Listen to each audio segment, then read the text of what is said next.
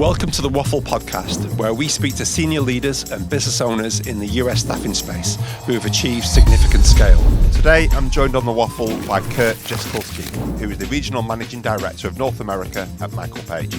Michael Page has over 6,900 employees across 129 offices in 36 countries on 6 continents. We discuss Kurt's career journey, his management philosophies and leadership style, and his take on the current economic landscape and the future for the group.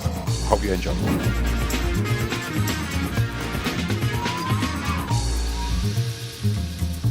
But anyway, good to see you. Thanks for jumping on. How's things? Everything's lovely, thank you. It's it's the end of the year, so you can appreciate it. It's like you want to deliver on the results that are expected of you, but you're also tired, right? And so on one level, you're looking forward to the holidays, but it's in this business, it's almost the dread. It's like the balance between enjoying your holiday, but knowing that you need to deliver on some results so you can feel good, just to get back right on the rat wheel again for next year.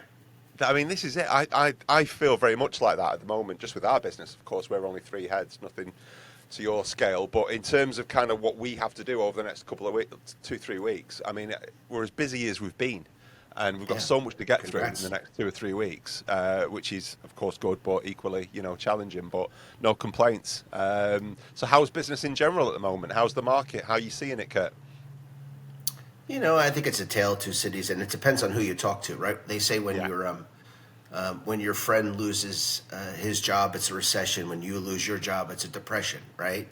And it's the same thing in recruitment. I'll talk to one buddy who had a good month, and the market's great. Yeah. I'll talk to another buddy who didn't have a good month, and it's peril. So I think it's the same it's been for the last 2 years, which is bumpy. Yeah. And all you can do is focus on the things that you can control, because there's a lot of stuff that you can't control. Yeah. We've been blessed that we're up 8-9% year over year, which is good compared to, I think, the industry as a whole. So we're happy about that, but do we wish it was better? Yes. I mean, the global picture doesn't look the same for a lot of companies, right? And, for our brethren in places like Europe and specifically the UK, it's really challenging, right? The climate is really, really challenging. And the US is too. I do think we're feeling a little bit of the tariff pain, but not that much. I think the US market in particular, and maybe your experience is just feeling the same way that you and I do, right? Which is long year. I'm just a little bit tired. I'm on the 5-yard line. Can I punch it in and go home? Yeah, right. Yeah, it's a fair point. And obviously, of course, Page being such a huge multi-sector business, I mean, what are you seeing across all markets? Because, in terms of the info that I have here, you guys are across technology, finance, construction, HR, accounting, and so on and so forth. What are you seeing? What are you seeing parallels across all these markets? And of course, there's always differences. But what would you say in terms of markets that are performing well, weaker markets? What's your read on the different industry sectors that you guys cover? It's interesting because I think people think of the U.S. as one country, but it's 50. Yeah. So inevitably, what is relevant in San Francisco right now may be slightly different than what's going on in L.A. Yeah. Just separating the functional piece. When you think about construction, that's our biggest play in the U.S., and it's been relatively buoyant, but we have some size and scope that means that we can move a little bit quicker with a little more efficiency. But even in that space, there are certain pieces of construction that are very buoyant, i.e. data centers, which is obviously a big business right now, and they need to be built by places that are close to water, right, to keep them cool. And so you have a big demand for travel superintendents because of that, which in and of itself is, a purple squirrel, because these folks have to travel for their job, right? So that's buoyant, but then there are other pockets of the market that are less buoyant in construction right now. And technology, things around AI learning are quite busy, but then there are other areas in infrastructure that are less busy. So it's pockets of the market that we're finding there's not one consistent theme anywhere. Financial services had a quarter or two that were quite buoyant in banking, but as a whole for the last 2 or 3 years, it's been pretty quiet.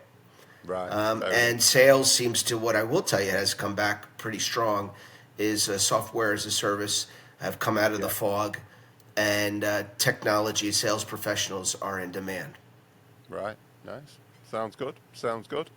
So, I mean, obviously, great from an overview perspective, but I'd love to go back a little bit with regards to yourself, Kurt, personally, with regards to your career journey, if that'd be okay, with regards to maybe your background, how you started in recruitment, and really how your career journey and career arc has developed, of course, whilst at Page, and what's brought you to the present day. Would you mind maybe taking us back in time a little bit to your background? How you started off, where you're from, and how you started your recruitment career. I'm originally from Baltimore, Maryland, and then I moved to New Jersey as a kid. And when I started with Page, I had come from Korn Ferry at the time, and I had a full head of hair. And obviously, there's been that evolution. I'm 20. I'll be 22 years with Page in August, and it's been 22 challenging, fun, and blissful 22 years. And and I mean this sincerely. I don't know many people that work for an organization for 20 years anymore. So obviously, I'm pretty happy, and I've worked for some pretty great leaders, all different types of personalities. I've learned from all of them different things, and we have made a ton of mistakes along the way, but we've had a ton of fun and have gotten some things right. But I had started with the organization in New Jersey. We had a satellite office in New Jersey when everyone in the U.S. was British. I think I was one of the few Americans in the company, and was the only American hired as a leader at the time. And they gave me some number that the office was delivering on, which was completely not true. But anyway, and an odd compensation plan and all these weird things that I had to figure out, and some Britishisms, and I became an Anglophile out of all this. And now I love the British, but I mean, it started off kind of trying to figure it all out. And so then it was over time, I just picked up different businesses and learned new businesses and launched different verticals, procurement and supply chain and accounting and finance, and kind of the list goes on. And in the process of doing so, learned a lot. I mean, I didn't realize how global the organization even was when I came to work here, right? How big was it back then when you joined?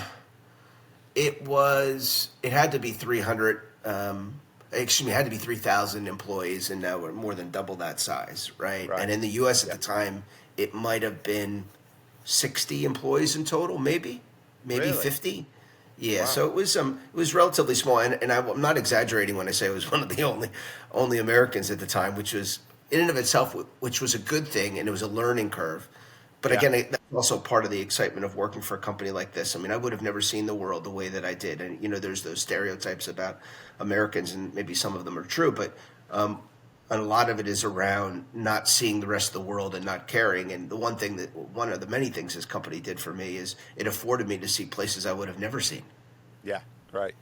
Yeah, fair enough. And how many offices were there at that point? Was there, in the U.S. at the time, there was New Jersey, New York, and maybe they had Connecticut at the time, Stamford, Connecticut. And the makeup of those offices looks completely different now, as you can imagine, because post-pandemic, a lot of the offices that we had around the world, I mean, we still have many of them, but we went from doing what most organizations did, which was brick and mortar, to we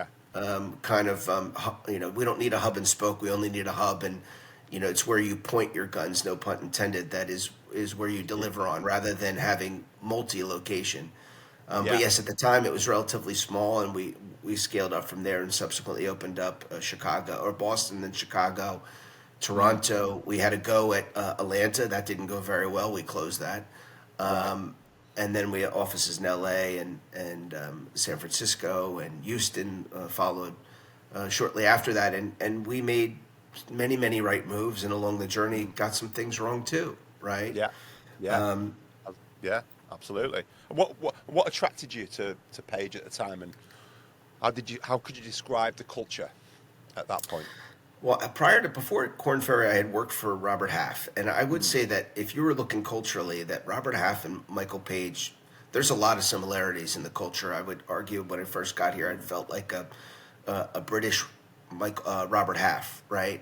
The one distinction, though, what I liked about Page, which was the opposite of Half, is it is 70% perm, and 30% contract, right? And as a perm guy, at a place like Half, most of their leadership were temp professionals, right? Folks that grew up through that temp world. And so the excitement of the potential of leadership in a search-based organization was what excited me. So it was the combination of my experience at Half and Korn Ferry that made me feel like Michael Page was the perfect in-between. It was search. They took search serious, right? Yeah. It felt a bit more white shoe, but not nearly as maybe white shoe and arguably I'd say stuffy as like a Korn Ferry. Yeah. And so I kind of like that. I'm still pizza and a beer kind of guy, so that worked better for me. Yeah, fair enough. Sounds good. And how did your career then evolve? You started in New Jersey. It was accounting and finance, I think you mentioned. We launched with accounting and finance, and then we scaled that, both permanent and contract. And then subsequently, we launched procurement and supply chain. Yeah. And then over time, as the business grew, I would then eventually acquire Philadelphia as one of the offices that fell under my remit. And one thing led to another, and it was just this: as more opportunities arose, as the business got bigger, I got tapped on the shoulder. I had some really good leaders that I had worked for at the time that I think they thought highly of me, but also I developed a really good relationship and learned a lot from them, and they gave me more responsibility, and kind of the rest is history. Nice, good stuff. And how did your career then evolve? So you was a manager at this point. You had a team. I was a manager, and then I became the director of New Jersey, and subsequently the executive director over New Jersey and Philadelphia. Then Connecticut became part of my remit. Then as an MD, eventually I ran the East Coast, and in the last couple of years took on all of North America, which is the United States and Canada, and different verticals under that. And so it was interesting. I mean, obviously, some of my peers became people that work for me, and that is always challenging. But as a whole, we had a good board and a good group of people, and it made for an easier transition. Yeah. And what have you seen? I mean, obviously you've seen market evolve. You've seen recessions. You've seen downturns. You've seen many shifts across all the markets that you guys serve. What sticks out to you during that period? Because you was in the business when 9/11, I think. It was and 2008 and so on. So I suppose can you talk me through some of those more sort of downturn market periods and how the business responded to those, and again what challenges you had and how you faced them and so on. It's hard to remember post 9/11. But obviously the world was shaken by that. I think about the last recession, I guess, post-pandemic. And what we did post-pandemic that would probably be most relevant is we prioritized what businesses that we wanted to really double down on. One of the mistakes that you made early on, as you probably remember better than anyone in post-pandemic, I mean, it was a free-for-all. There was so much opportunity. There were so many jobs to be had. That you could have put up a shingle and placed anything at that point in time. And in some regards we did, right? But we also learned that we needed to take the time and identify what we wanted to be famous for.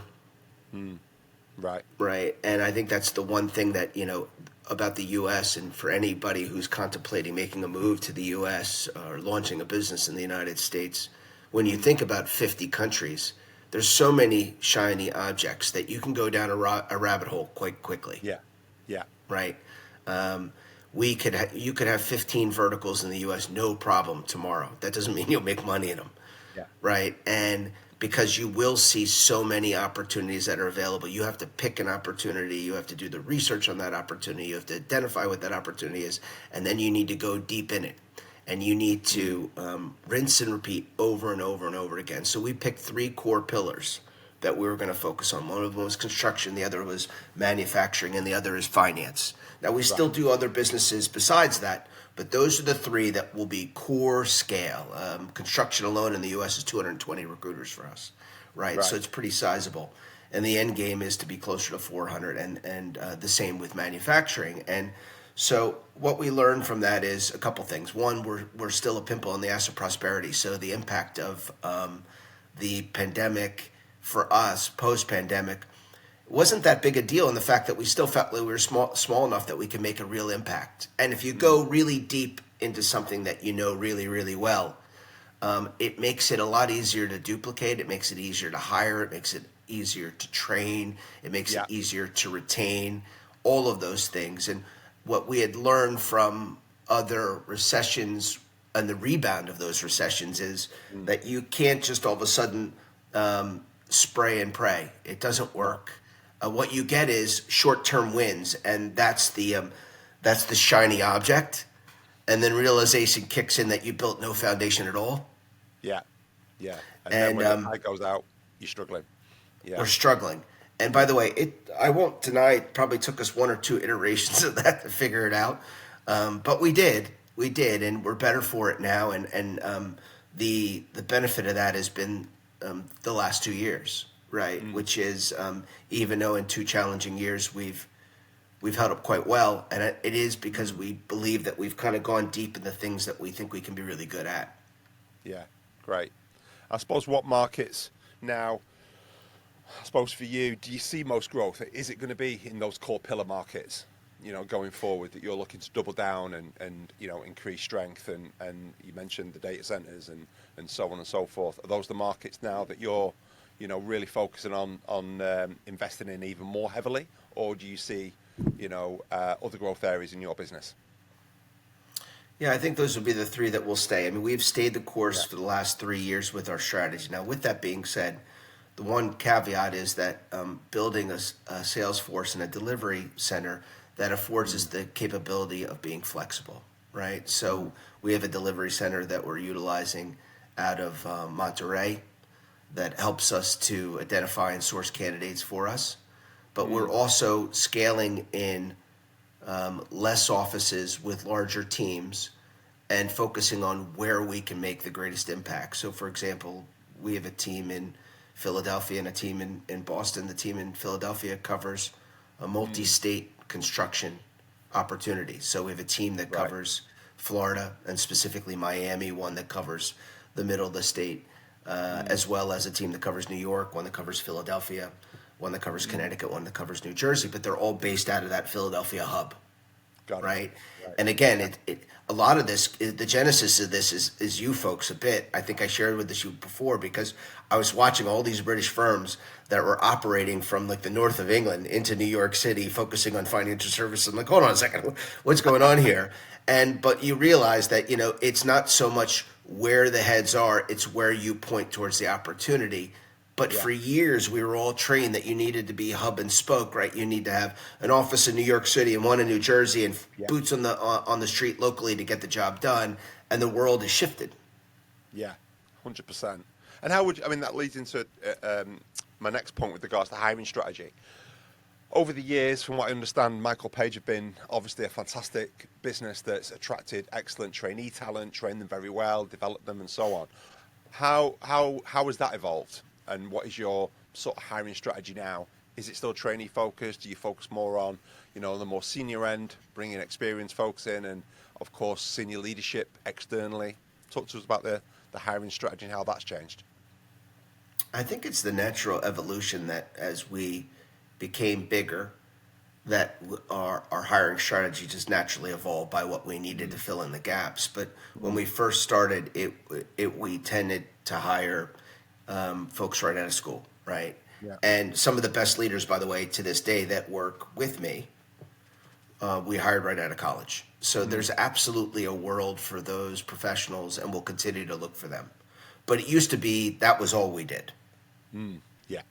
And but the world has also changed too, right? And so if you think about, I'm a 54-year-old man. When I graduated college, if you didn't stay 3, 4, 5 years somewhere, you wouldn't get hired, right? Yeah. You were considered a job hopper. Now I think you stick around 22 years like I did, and you're considered just something different. Right? So my point on it is, you hire now somebody right out of school, most of them don't have the expectation that they're going to be there more than a year. No. And we know in recruitment the first year is the most challenging. We don't anticipate that we're going to see a significant ROI out of these individuals. We know it's year 2 and 3, and we know that we need to retain those people in order to get a real return in year 3 and 4. Yeah. So we're spending the most investment, the most effort on training, the most money outlay, all of those things in year 1 or 2 to get these people to where they want to go. But if in their mindset they didn't plan on staying anywhere a year anyway, Yeah. those two are at odds with each other.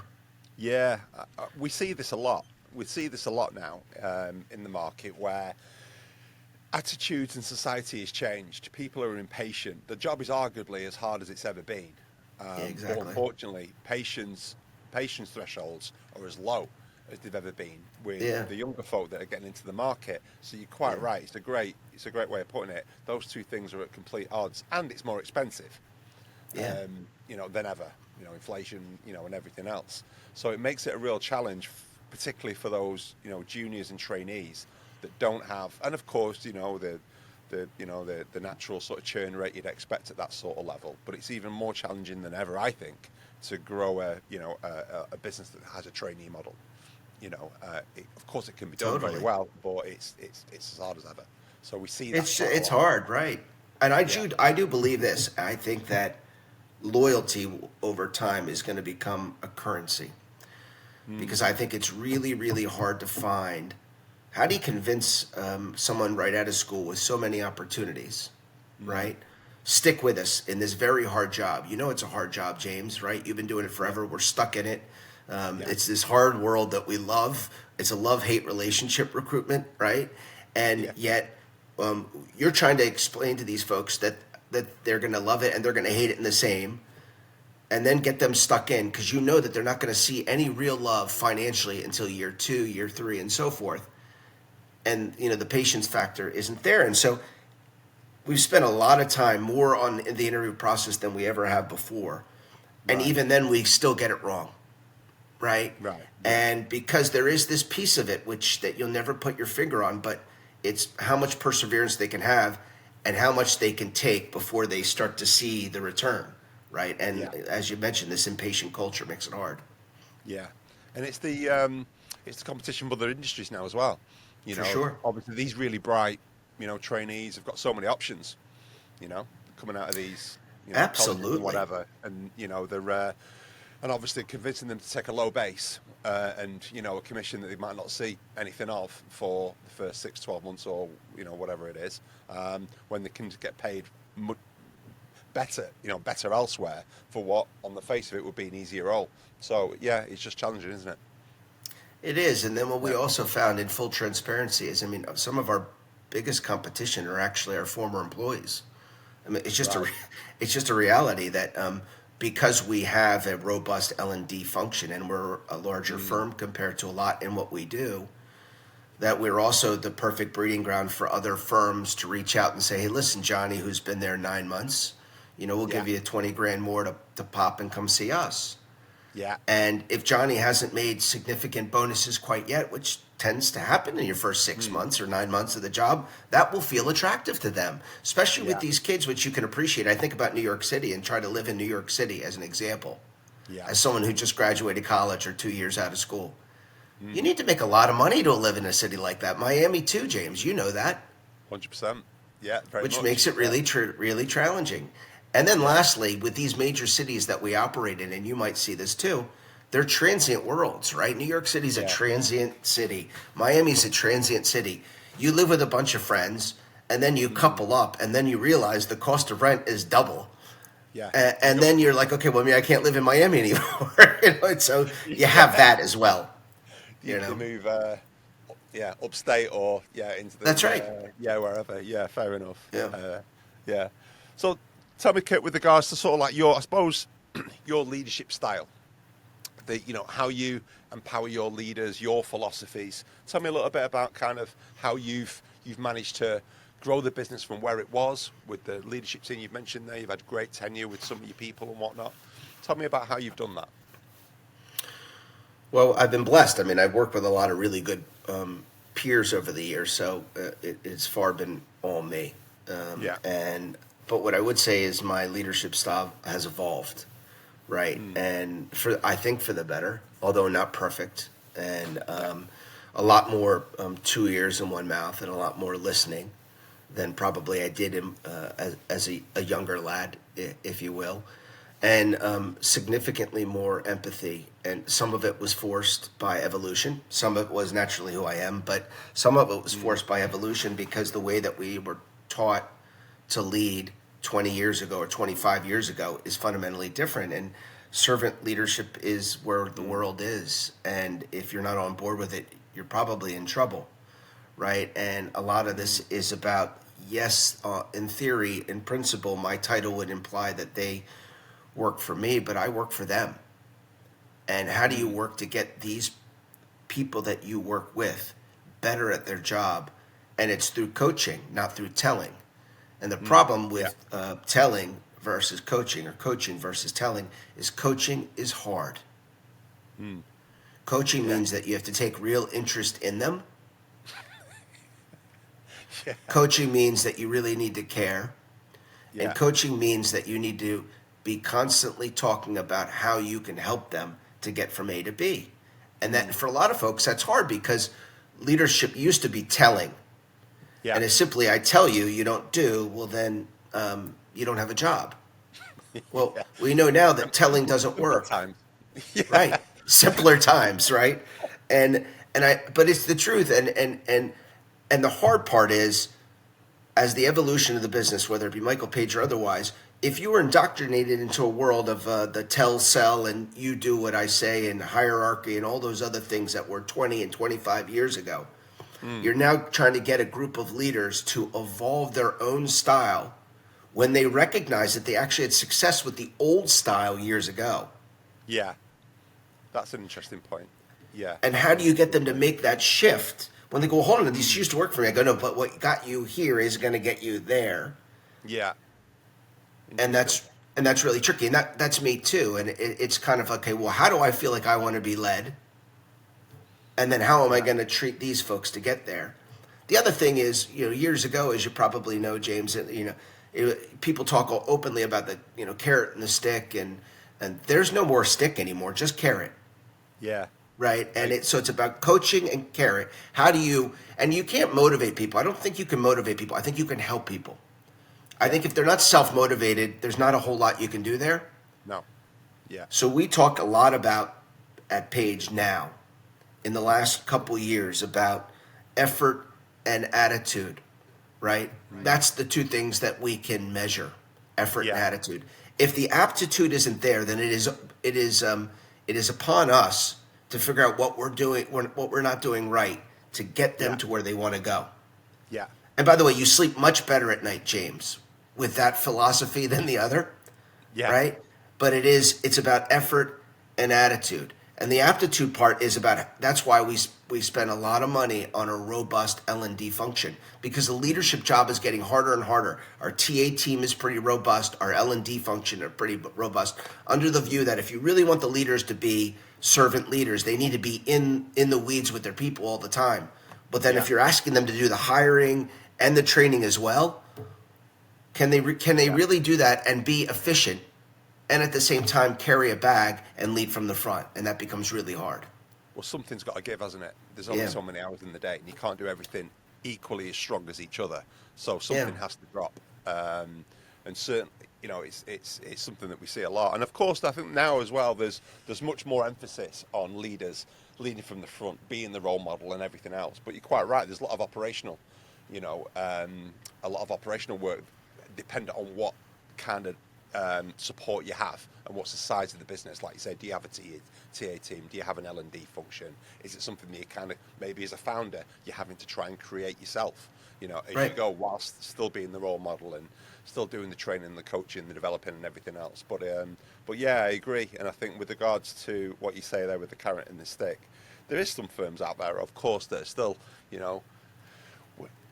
got the stick approach, but they don't tend to hang on to the people very long, and it's just not the way that people want to be spoken to now. It's not the way that people want to be developed, coached. It's not how you get the most, out of them at the end of the day. So I agree, 100%.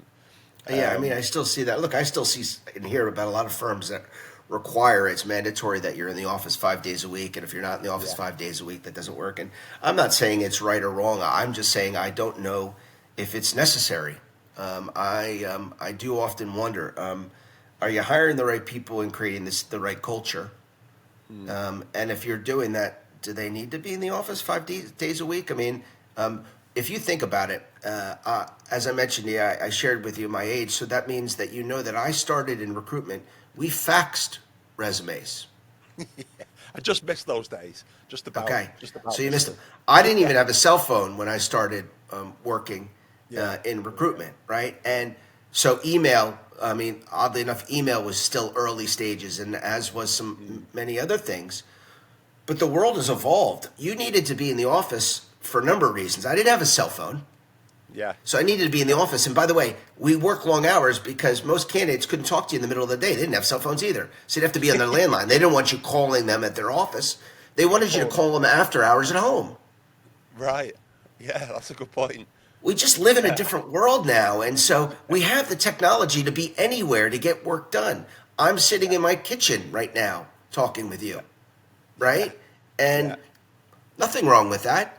No. But so we live in a different world now, and I think how do you balance the two? I do think there's a benefit to being in the office a couple of days a week that looks more like how do you create a community that has shared values, that sees each other, that celebrates each other, but also provides you the flexibility that, if you need to get to Johnny's soccer game, you can do that. And if you want to work from home and do whatever you got to do, that works. And I just think that what I do find with most employees is they want choices.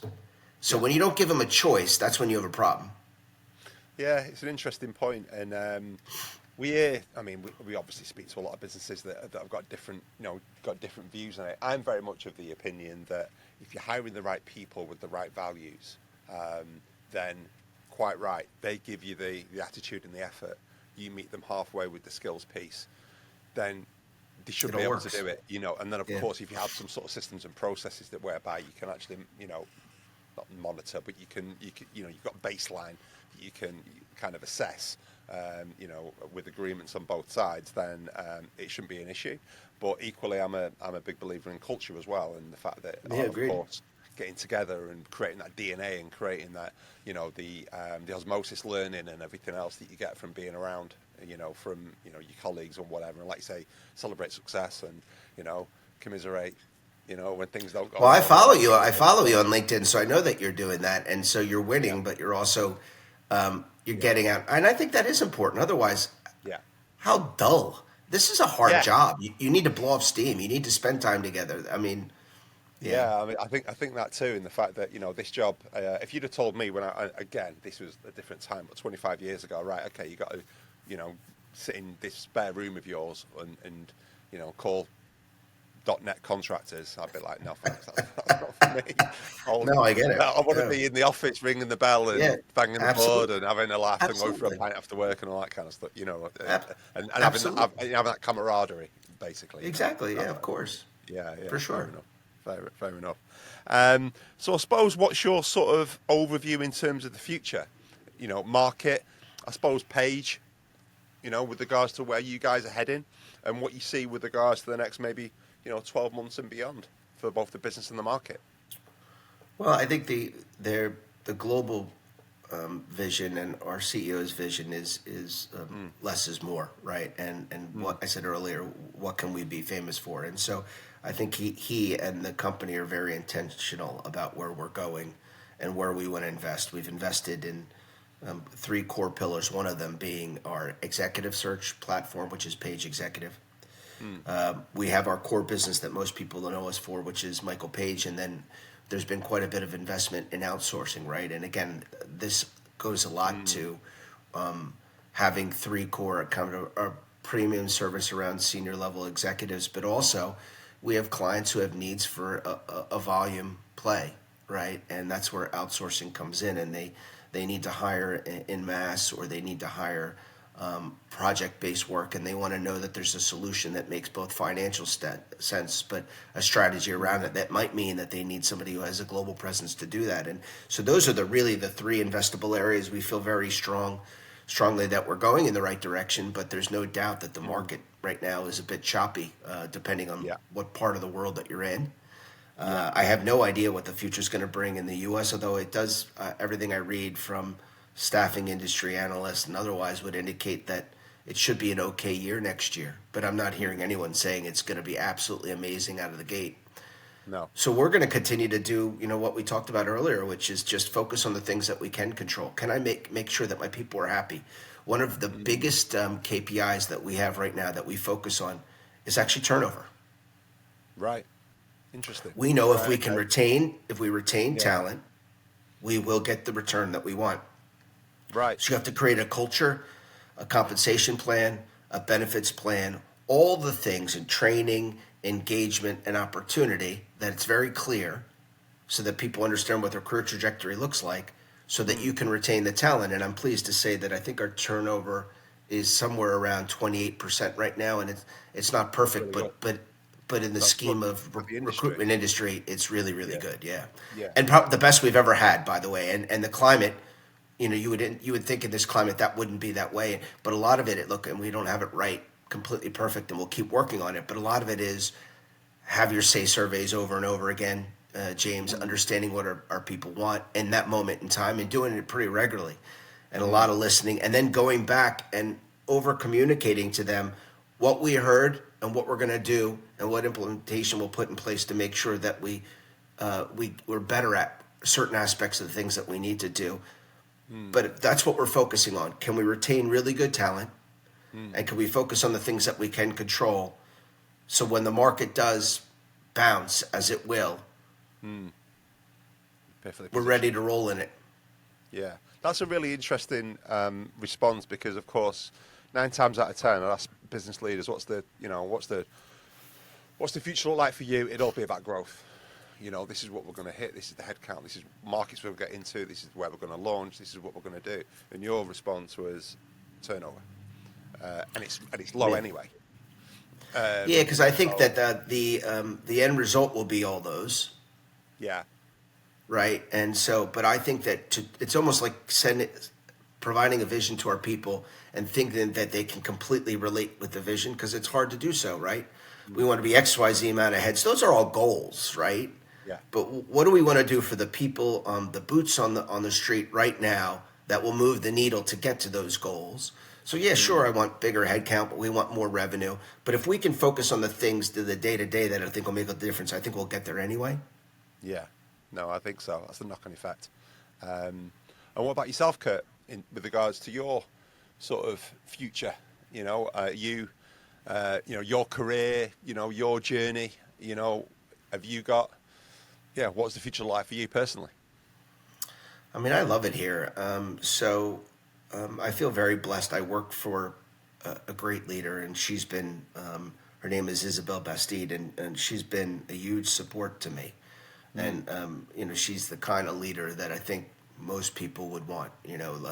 She's empowering and patient and all those other things, and as is the CEO, Nick Kirk, who I work for. And so I'm here as long as they'll have me. I don't really have a whole lot of hobbies, James, so I'm not sure what I would do in retirement, but if I were to retire, I would definitely be a bartender or a starter at a golf club or something. I don't know. Really? Right. Yeah, totally. Why a bartender? Well, look, I love college and pro football and the whole chemistry around that, and serving beer to a lot of like-minded folks who enjoy football and sports and everything. That sounds like fun to me. And the speed, that if you watch the speed, it reminds me of being a recruiter back in the day, right? in a busy pub, and you got Right. the phone on and you're trying to close deals Yeah, and stuff yeah, like yeah. something about that kind of That's so exhilarating. exhilarating. Yeah, absolutely. Yeah. And Yeah. I think that would be fun. But no, look, I will hopefully work here as long as I absolutely can. I still love and enjoy what I'm doing, and I like the people that I work with and for. So I've been blessed in that regard, and I'm an empty Yeah. nester too. So not only do I not have any hobbies, but I don't have any kids at home to take care of either. So So you need yeah. to, yeah, fair enough. Sounds good. Right, okay. How about you, James? What will you do? Will you work? Will you do What will I this do? until? Yeah. What will I do? I mean, I'm 48 now. Yeah. Still think I've got a lot of great years ahead of me, to be honest. Yeah. What would I do? I think I just want sort of. I can't see myself not being in this in some form or another. Yeah. I don't. 'Cause a lot of people. I think there's a lot of people in our industry, and there's an exit. There's an end game. There's a right. I need to get out of this. And we're going to do it by this date or whatever. But I don't know. I'm a bit more into sort of like maybe my role being more varied. Maybe a few other outside interests and whatever.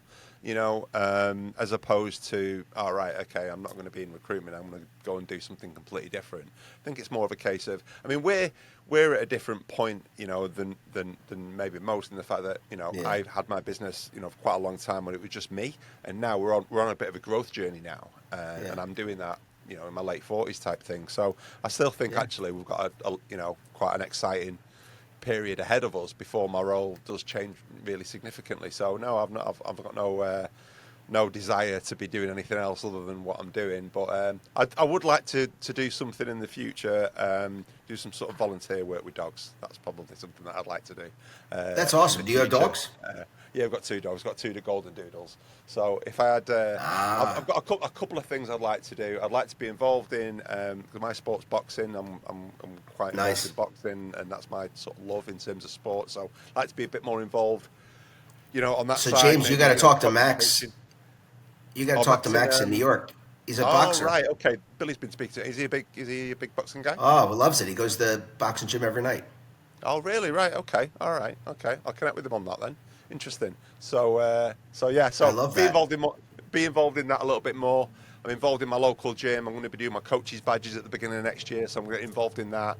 And then maybe some volunteer work with dogs in the future. But apart from that, it's recruitment all the way for me. So I no love desire that. to do much different. So Well, you all guys, good. by the way, you guys have done a great job for us. So I really appreciate it. You were just involved most recently in a really important hire for us in both Houston and one in Canada. Yeah. So Yeah, no, thank you so much. We love working with you guys.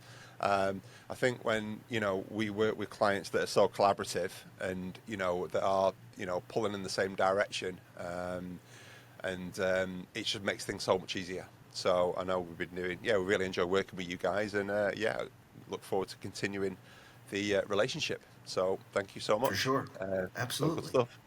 All right. Well, Kurt, thank you so much.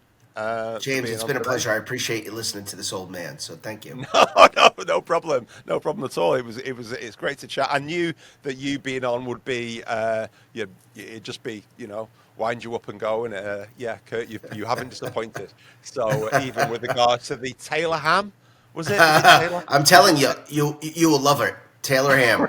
Okay, I've never heard of it before. So Trust first me. thing I'm doing is googling Taylor ham. How can I get some? Do they I might get have it to. down I'll here ship in some to Miami? you.